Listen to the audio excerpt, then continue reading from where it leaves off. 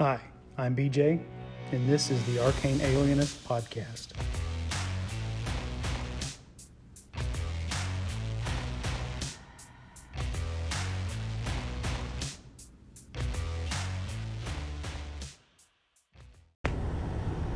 I'm going to start this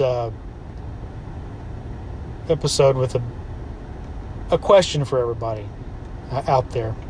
I've been looking through some old school D&D, kind of some of the old kind of dungeon crawl modules and things like that, and I've noticed, I guess something I would call the problem of Palpatine's throne, and that is, in Return of the Jedi, at the end of the saga, Luke Skywalker has to confront Palpatine, who's really the ultimate arch villain. It's not Vader, it's Palpatine.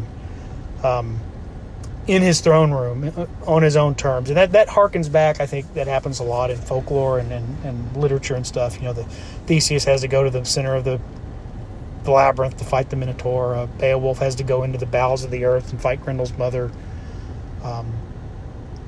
So that's typical. But one of the things I've noticed in a lot of these, dungeons that were written for, original D&D, basic, first edition AD&D, you have that same issue where the big bads are waiting in their personal chamber instead of walking around the dungeon, and they're just waiting for something. They're basically on pause until the players find them.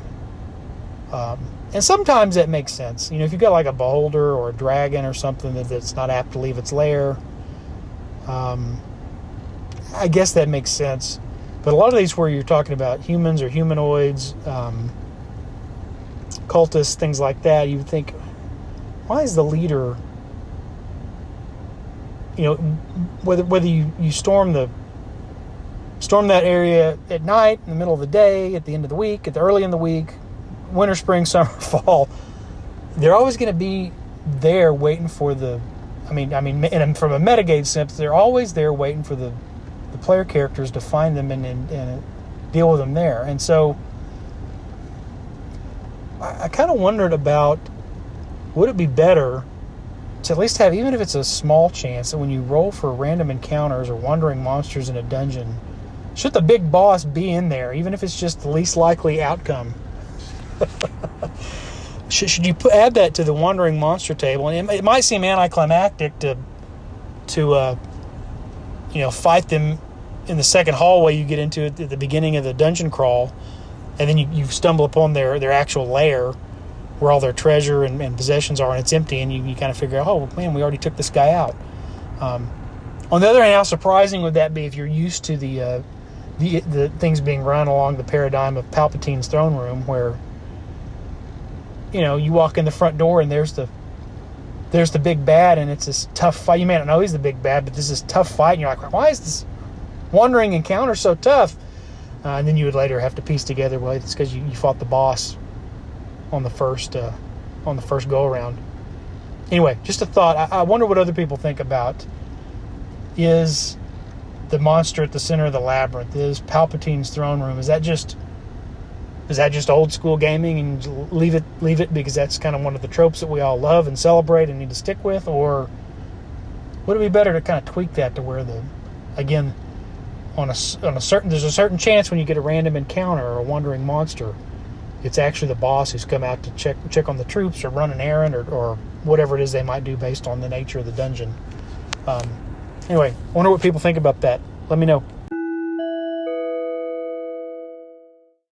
Okay, here we're going to have some calls from Jason Connerly of the Nerds RPG Variety Cast, and some calls from Karl Rodriguez of the GMologist Presents. I just in advance, I want to thank both of you for your calls and encourage everybody to go check out their respective podcasts here on Anchor. So here we go with the calls. I really enjoyed your 5e recap. Sounds like a great game. Sounds like a really fun game. I don't know if 5e is a great game, but I will say it sounds like a really fun game. A great group of players, and you guys are just... You have to have that balance of hamming it up and being serious and taking risks and yeah, it sounds like a really, and a little bit of taking back and forth compromise between the GM and the players, right? So it sounds like a great game. Glad you're able to play it with all your players, and glad it's lasted that long. Look forward to the further adventures. Take care. Thanks, Jason. Yeah, we had a good time. So you don't know if 5e is a good game. I think it's a matter of taste. Some people love it. Some people are kind of ho-hum. Some people don't like it. As I mentioned before, it's really different from old school games. Both of them scratch different itches for me. So I'm probably going to continue to run both kinds of games as moving forward. So, those, but particularly with its 5e, with one of these big Wizards of the Coast published adventure paths, I think that's even different than if you just played a sandbox 5e where the DM just kind of makes it up, and there's a little more latitude for doing what the players find interesting, instead of like, well, we got this whole, man, I sank $50 on this book, we're going to play it come hell or high water, although that's not really, I don't think that's what I'm doing with my group. But everybody's having a good time, so if I am, who cares? Thanks for the call, Jason. Hey, BJ, Jason here. Listen to Joe Richter's call to your most recent show. It would be easy enough to adapt DCC Magic to Pathfinder, I would think. You could do it whole cloth, just move it over, because the dice chain isn't so baked into the Magic that you couldn't rework it to work with, normal dice and modifiers. So if you wanted DCC style Magic, you could do it in Pathfinder. I do wonder, though, if Pathfinder players like doing character builds and tactics and all that would be happy with the variability of DCC Magic and its crazy wonkiness. But, yeah, I think it's doable. So, I don't know. Also, I found out Roll20 does have those token lock things like you're talking about. But, yeah, you're right. The Owlbear Rodeo and Runehammer and Zoom is closer to the VTT I would like to use. Talk to you later. Yeah, I think the swinginess of the DCC Magic is, it would take some getting used to. I don't know. I don't know if it necessarily violates completely the concept of a character build, provided you get to choose all the other aspects of your character and maybe even choose your spells instead of rolling for them randomly. But the spells you have wildly different outcomes. You don't get the precision of strategy you get with D&D and Pathfinder Magic, where I know what my spell does, I know exactly how it works, what will and won't do. If there is a roll, it's just a saving throw or a variation on damage or time or something like that. But otherwise, I can pick which spell strategically I want to prepare and which one I want to cast in a given situation to solve a problem. Versus in DCC, you may have the right spell for the right job, but you don't roll. It either fails because you don't roll high, or you roll high but not high enough, and you don't get quite the potency that you want. So, yeah, that might not be for everybody, but I think you're right. It could be imported whole cloth into another D20 system game as an alternative to Vancian Magic without a whole lot of difficulty, if that's really what you want to do. So, great call. Thanks. BJ, I know I'm sorry I'm doing this on your podcast, but I just heard Joe Richter's comment, and Joe, join the DCC side. You want to. I know it's just hard though, because our current DCC game, which I'm sure you would hella like, would be at like 6 a.m. for you on a Saturday. And like you say time and time again, Joe Richter, that's what he says, BJ. I don't play morning games. Yeah, thanks, Karl. Ball's in your court, Joe. Do you want to get up at the crack of dawn where you live and enjoy some DCC Gonzo weirdness with us, or sleep in? No, seriously, Joe. I don't blame you. I mean, gosh, he's 2 hours behind us. So he'd be starting a game at 7:00 in the morning on a Saturday. I don't know if you could convince me to do 7:00 in the morning on a Saturday for a game or for anything, and so. But it would be cool if Joe would come around and join us, or if maybe in the future there's a chance for us to all play together and give him a chance to try it out. I'm certainly enjoying it. So thanks again, Karl, for running the game for us and for letting me sit in and have a good time. Hey, BJ, Karl here. Hey, I just wanted to shoot you a message and see what you thought of this idea. I know you and I are fans of Reservation Dogs. Would it be cool to do like a role-playing game set in that, for that genre and that verse? Would it be inappropriate? I have relatives that live in southwestern New Mexico, and when I watched this show, my sister and I were saying, "Oh my gosh, it's very similar to the experiences that our family has had." And our origins are from Chihuahua, and they live there in that border area of New Mexico and Mexico, and it's just a very similar vibe, and I think it would be fun to explore it, but I don't know. I know I'd probably use like Tales from the Loop or Things from the Flood, but what do you think? Is that a bad idea? Hey, Karl, that's an excellent question. I would love to play in a game based on Reservation Dogs. And just so everybody who's listening knows, Karl sent me this voicemail message, and I played it, and I sent him a reply through the Anchor voicemail, a pretty lengthy one, just on what that might mean to do that. If you guys have not watched Reservation Dogs on Hulu, you should go watch it. It is an excellent, excellent show. As I've noted before, it hits really close to home for me because it is filmed in the part of Oklahoma where I grew up. It focuses on a Native American community, which I wasn't raised super traditional as a Native American, as a Cherokee person, but close enough to it that I see my friends and relatives in some of the characters. And it certainly is the type of, I've always worked in Native American communities in my professional life away from my hobbies. So it really, a lot of that strikes home for me, the humor, the drama, the stuff like that. So if you haven't checked that show out, you should watch it just because it's an excellent, excellent show from Sterling Harjo and Taika Waititi. Amazing. You get some, Wes Studi has cameos in one episode, so it's got some, and the main cast is just brilliant. Like Bill Burr shows up. I didn't see that coming in one episode, but so they've got some big name guest stars, but the core cast are also truly great actors. That said, I think if you wanted to do something based on Reservation Dogs, you get into the question, which is similar to the question I think Daniel has posed, and is kind of making its way around kind of the Anchor sphere of how do you play. Like one thing when you're playing, it's one thing when you play Dungeons and Dragons or a similar game. How do you as a human play an elf or a dwarf who should have a completely separate mindset from a human being? That's a challenge, but it echoes the challenge of how do you play a human. Let's say you're playing a game based in the real world. How do you play a human who comes from a completely different cultural or ethnic worldview?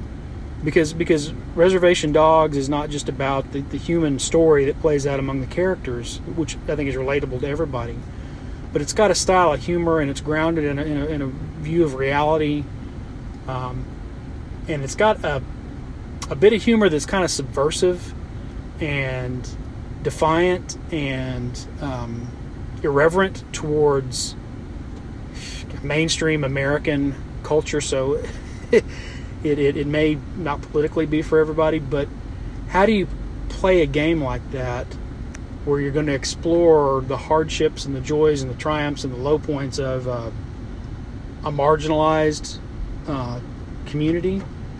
How do you do that when your players are probably largely not going to be of that community without sinking into just drawing on stereotypes from movies and old TV shows and because I think what a lot of us may overestimate our understanding of other cultures.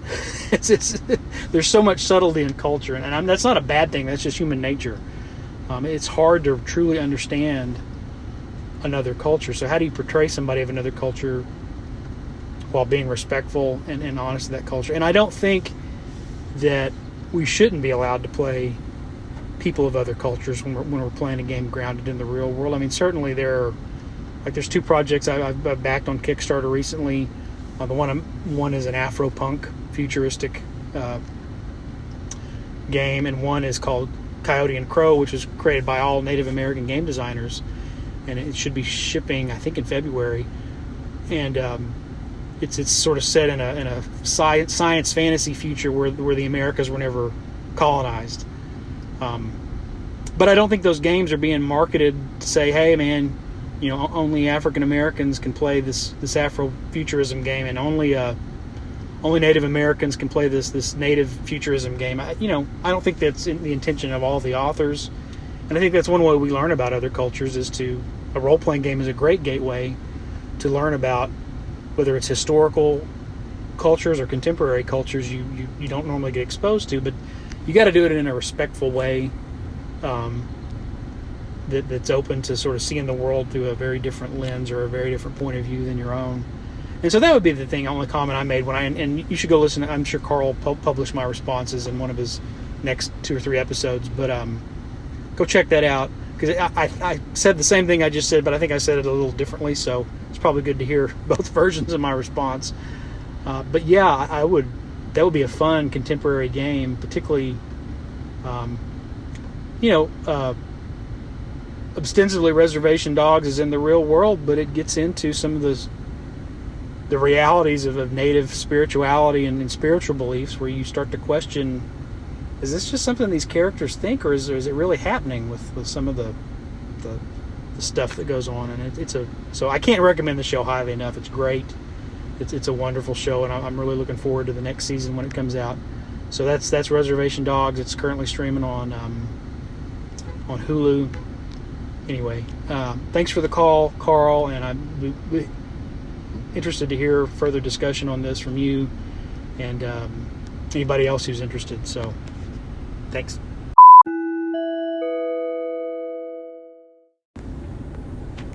Okay, I'm going to talk about some games I've played in over the weekend. The first game was our 3rd session of Dungeon Crawl Classics.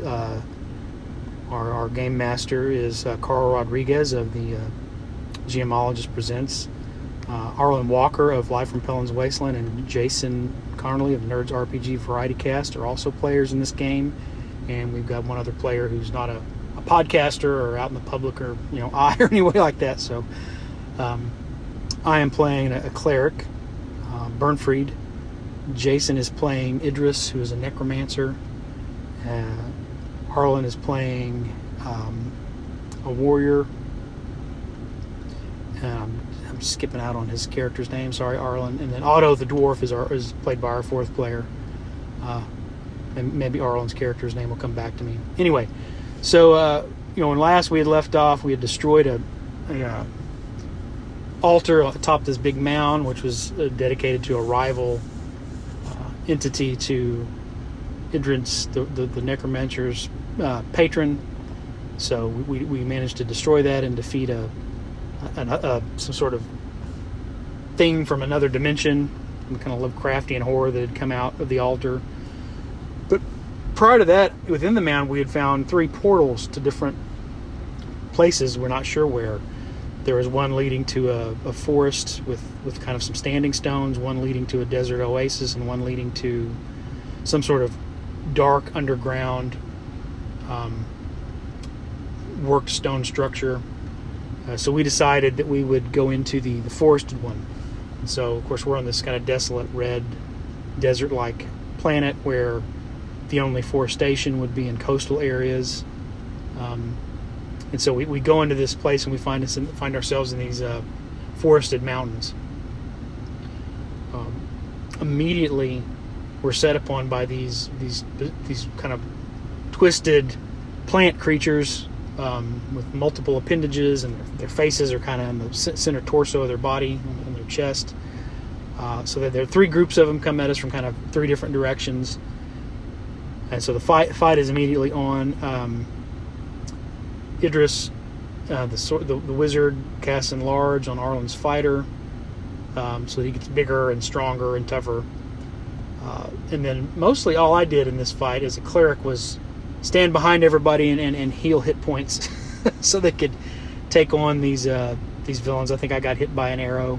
So some of them are coming us with maces and daggers, and other ones are archer, as an archer, using bows. I think I did take one and got hit once with an arrow. Towards the end of the battle, as some of them started to run away, I took a pot shot at one with a sling and missed. But for the most part, I just healed people when they took damage to keep them in the fight, as all good clerics should do. Jason's character, Idris, he managed to pull off a burning, I can't remember what the name of it. It's kind of a fire spell in DCC that I think combines Scorching Ray, Burning Hands, Fireball, depends on how well you roll. But he managed to damage someone with fire, and so on his next turn he tried to cast it again, and he rolled a 1, so he lost that spell for the day. So he switched to Color Spray. He managed to blind a few more, so we defeated these things. And so now we're alone in the forest in these circle of standing stones. And like, which way do we go? Well, there's no apparent man-made trails or pathways or structures other than the standing stones, and they're really ancient. We don't know how they got there. So Jason tried to cast fly, so he can fly up above the tree line and see what he can see. He rolled a 1 on that and lost that spell as well. The dice were not doing good for us the entire time until we got to the last little bit of the adventure.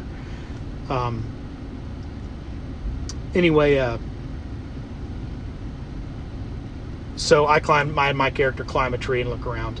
And so to the north there are mountains that kind of go, the elevation is going up.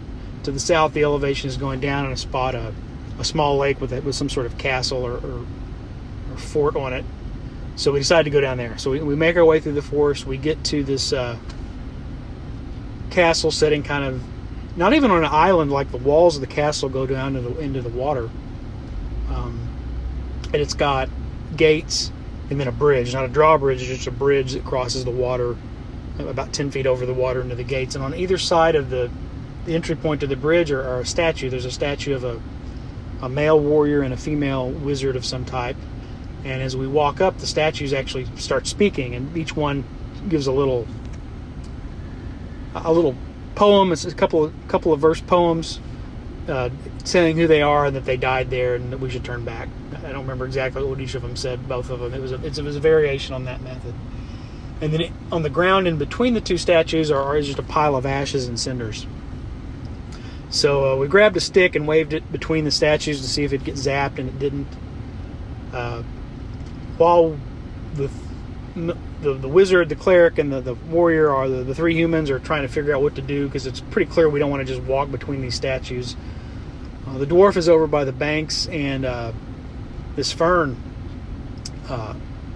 comes to life, animates, and starts trying to grab him. So we kind of work together to fight that off, and then return to the things. One thing that was important in that fight was I asked Karl, I said, would that animated plant be considered like a perversion of the natural order? Because I'm a neutral cleric, so I can turn not just demons and undead, but animals, and then any kind of other thing that's considered kind of a perversion of nature, I can also use my turn unholy on. So he said, yeah. So I managed to contribute that to help drive the thing off, which will be important here in a minute. So we talk about different ways that we might get through the structure.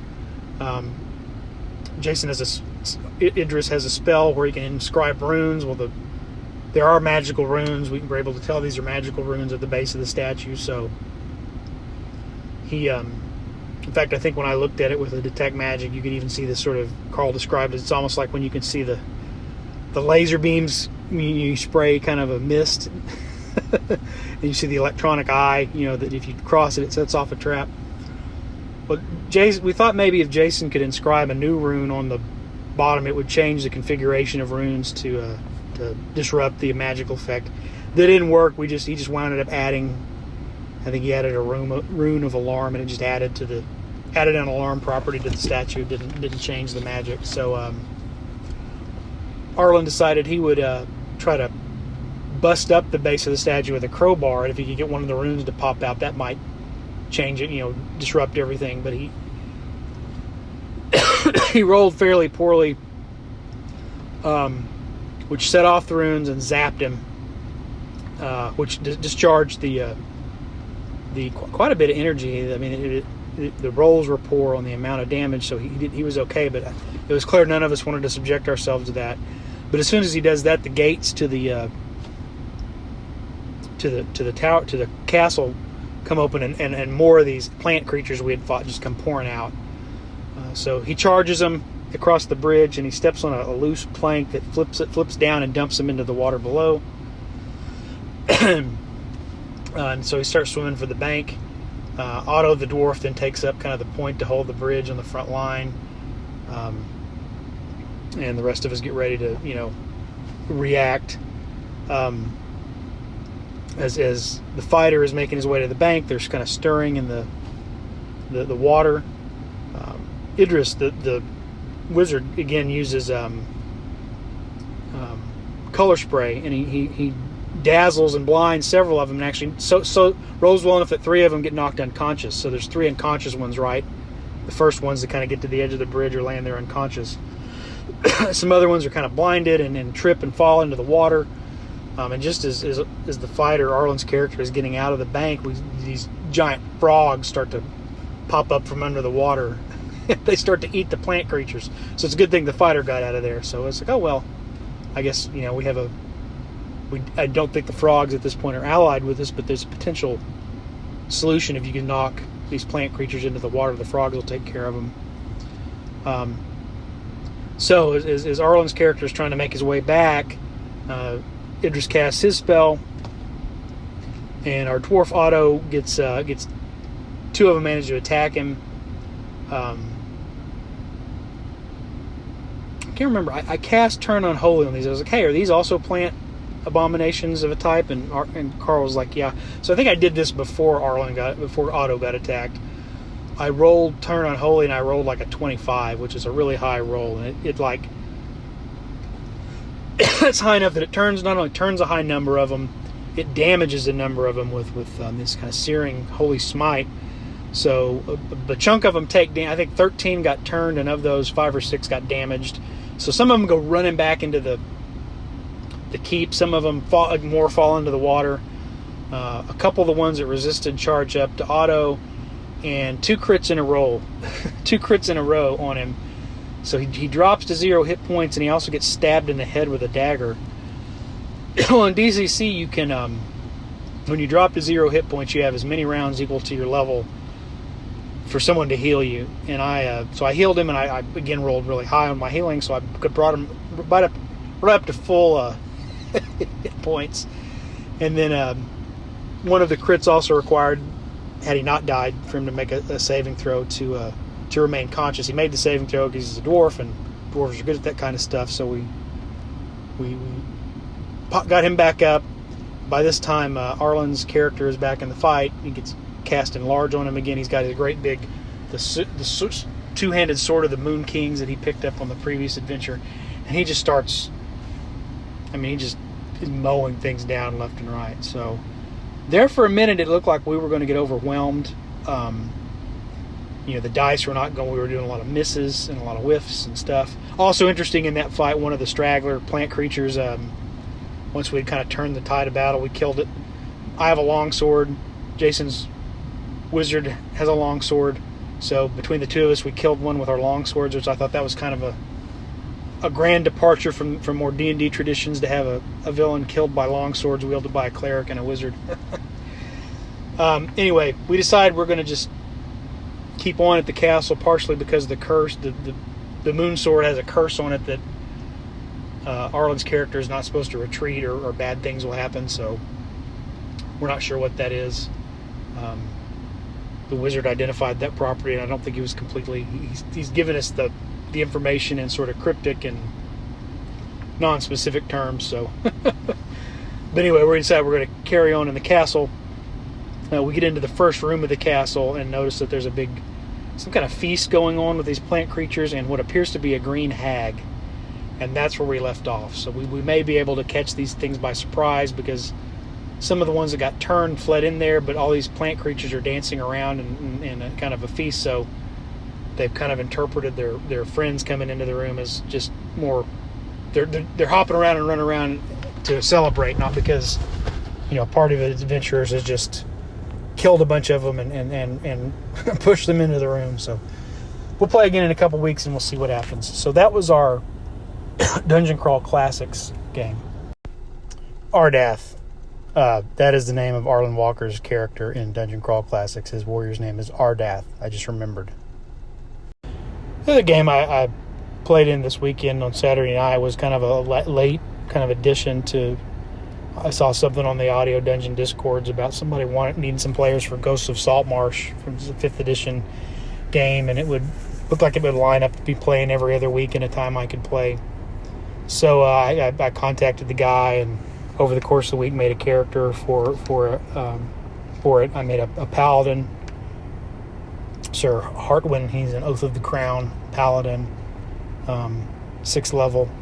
Because I'm coming in, they've already run basically the first 2 adventures in Ghost of Saltmarsh, the Sinister Secret of Saltmarsh adapted for 5e, and then a filler adventure between that and I think the next phase. I don't know. I have Ghost of Saltmarsh, but I purposely do not read the 5th edition adventures when I buy them unless I'm actually preparing to run them. That way, if somebody else wants to run one I have but haven't read, and I can jump in as a player and not have spoilers. So, although I ran Saltmarsh, the original Saltmarsh, years back, so but I think they've changed enough that I'm still, it's still going to be relatively spoiler free for me. It's going to be a game I can play in. Anyway, Sir Hartwin is a Oath of the Crown paladin. When he gave me I said, who's what have you got so far in the party? There was a cleric, a bard, a ranger, and a warlock. And so I thought, well, it sounds like you could use some extra melee help. And the last couple times I've got to play 5e, I played a barbarian, which I enjoy playing barbarians, but I thought I'll do something different this time. So I decided to play a paladin. The DM said they've kind of... It's not really set in Greyhawk. It kind of is and kind of isn't. They use the cues from Greyhawk in the book, but it's not Greyhawk. There are other deities and other it's not proper Greyhawk. But he does use the fact that technically Saltmarsh is in Keeland, and that one of the conflicts in town that they've added in the Wizards of the Coast version is you've got the old families of Saltmarsh, where it's been an independent seaport, and then you've got newer people who've come in who are more view themselves as loyal subjects as the king of Keeland, and Saltmarsh should be a proper town and this is part of the country, and so there's some friction there. So my character is part of that loyalist to the king faction who's come from farther inland to see what's going on down here. That's about as much of the backstory as we got. He did also say they've advanced this to sort of be more like Age of Sail level technology and style. So I started thinking, well, how am I going to fashion this paladin in something more closely to the Age of Sail? So I started looking more at like just pictures of Warhammer characters for visual inspiration, because they are more in that 14th to 15th century, 15th to 16th century era. And I kind of looked at the Inquisitors and the Witch Hunters, and I was thinking of Solomon Kane. But he's not supposed to be a dour character. I wasn't envisioning him as a dour character. So, I guess the bright, colorful equivalent of that is a Landsnick. So I kind of went through a couple of builds on the character, and then wound up making him more or less a Landsnick. He's got, metal armor. He does have some splint armor on.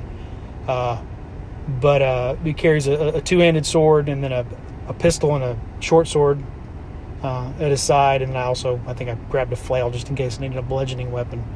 So that's Sir Hartwin, and that's kind of, I found a nice picture online of a Landsnick-looking fantasy character with he's got his breastplate and his Zweihander, and then of course his puffy hat with an ostrich feather in it. So, so that's Sir Hartwin.